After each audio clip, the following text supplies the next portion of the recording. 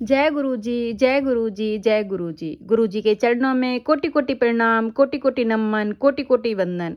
गुरु जी की प्यारी प्यारी संगत को जय गुरु जी। संगत जी, आज की शिव महापुराण कथा शुरू करने से पहले हम सब मिलकर गुरु जी का मंत्र जाप करेंगे। ओम नमः शिवाय, शिव जी सदा सहाय। ओम नमः शिवाय, गुरु जी सदा सहाय।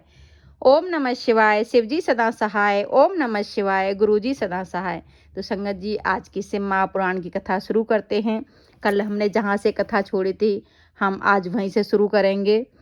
तो स्थावर जंगम सभी जीवों को यत्न पूर्वक संतुष्ट करके एक गड्ढे में स्वर्ण तथा 9 प्रकार के रत्न भरकर सदो जातादि वैदिक मंत्रों का उच्चारण करके परम कल्याणकारी महादेव जी का ध्यान करें। तत्पश्चात नाद घोष से युक्त महामंत्र ओंकार ओम का उच्चारण करके उक्त गड्ढे में शिवलिंग की स्थापना करके उसे पीठ से संयुक्त करें।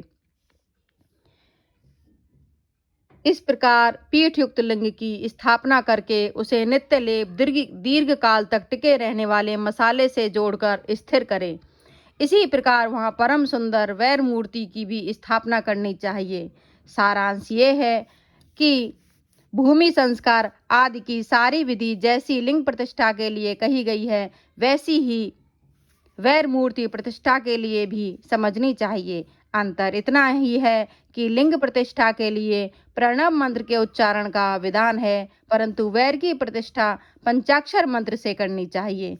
जहाँ लिंग की प्रतिष्ठा हुई है, वहाँ भी उत्सव के लिए बाहर सवारी निकालने आदि के निमित्त वैर मूर्ति को रखना आवश्यक है। वैर को बाहर से भी लिया जा सकता है, उसे गुरुजनों से ग्रहण करें। ब्राह्म वैर वही लेने योग्य हैं जो साधु पुरुषों द्वारा पूजित हों। इस प्रकार लिंग में और वैर में भी की हुई महादेव जी की पूजा शिव पद प्रदान करने वाली होती है। स्थावर और जंगम के भेद से लिंग भी 2 प्रकार का कहा गया है। वृक्ष लता आदि को स्थावर लिंग कहते हैं और कृमि कीट आदि को जंगम लिंग कहते हैं। जंगम लिंग होता है। स्थावर लिंग को सींचने आदि के द्वारा सेवा करनी चाहिए और जंगम लिंग को आहार एवं जल आदि देकर तृप्त करना उचित है। उन स्थावर जंगम जीवों को सुख पहुंचाने में अनुरक्त होना भगवान शिव का पूजन है, ऐसा विद्वान पुरुष मानते हैं। यों चराचर जीवों को ही भगवान शंकर के प्रतीक मानकर उनका पूजन करना चाहिए। इस तरह महालिंग की स्थापना करके विविध उपचारों द्वारा उसका पूजन करें। अपनी शक्ति के अनुसार नित्य पूजा करनी चाहिए तथा देवालय के पास ध्वजारोपण आदि करना चाहिए। शिवलिंग साक्षात शिव का पद प्रदान करने वाला है अथवा चरलिंग में षोडशोप उपचारों द्वारा यथोचित रीति से क्रमशः पूजन करें। यह पूजन भी शिव पद प्रदान करने वाला है। आवाहन, आसन, अर्घ, पादांग, आचमन, अभंग पूर्वक स्नान, वस्त्र एवं यज्ञोपवीत, गंध, पुष्प, धूप, दीप, नैवेद्य, तांबूल समर्पण, नीराजन, नमस्कार और विसर्जन, ये 16 उपचार हैं। अथवा अर्घ से लेकर नैवेद्य तक विधिवत पूजन करें। अभिषेक, नैवेद्य, नमस्कार और तर्पण, ये सब यथाशक्ति नित्य करें। इस तरह किया हुआ शिव का पूजन शिव पद की प्राप्ति कराने वाला होता है। अथवा किसी मनुष्य के द्वारा स्थापित शिवलिंग में, ऋषियों द्वारा स्थापित शिवलिंग में, देवताओं द्वारा स्थापित शिवलिंग में, अपने आप प्रकट हुए स्वयं भूलिंग में तथा अपने द्वारा नूतन स्थापित हुए शिवलिंग में भी उपचार समर्पण पूर्वक जैसे तैसे पूजन करने से या पूजन सामग्री देने से भी मनुष्य ऊपर जो कुछ भी कहा गया है वह सारा फल प्राप्त कर लेता है।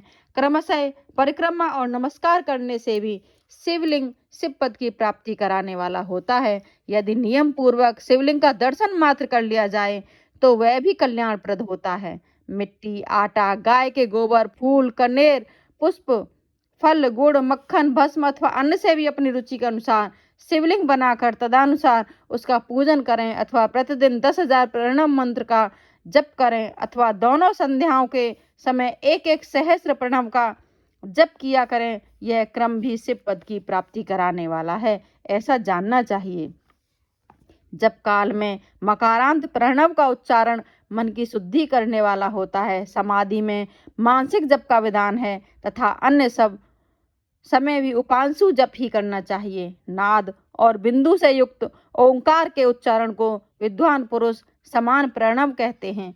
यदि प्रतिदिन आदर पूर्वक 10,000 पंचाक्षर मंत्र का जप किया जाए अथवा दोनों संध्याओं के समय एक एक सहस्त्र का ही जप किया जाए तो उसे शिव पद की प्राप्ति कराने वाला समझना चाहिए।